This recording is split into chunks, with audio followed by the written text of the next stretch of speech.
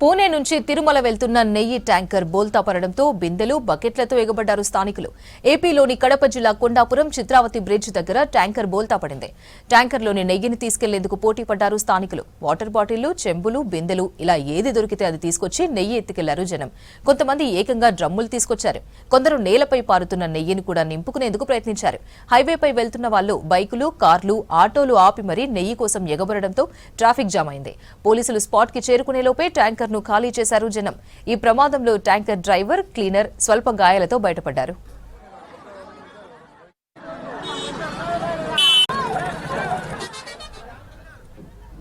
పూణే నుంచి తిరుమల వెళ్తున్న నెయ్యి ట్యాంకర్ బోల్తా పడడంతో బిందెలు, బకెట్లతో ఎగబడ్డారు స్థానికులు.